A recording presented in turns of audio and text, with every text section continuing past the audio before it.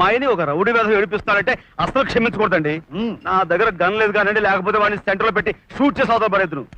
గురువు గారు మన సంగతి మనిషి ఎలా కనపడుతున్నాడు అనుకున్నారా? కుళ్ళ పొడి చేసి దడదలాడించేస్తాడండి. నీ కోతలో నువ్వు మరి ఎక్కువ చెప్పకరా నమ్మరు.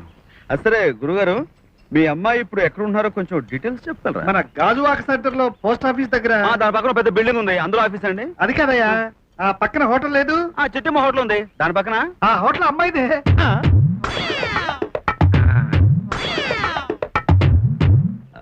అంటే చిట్టమ్మ మా అమ్మాయే.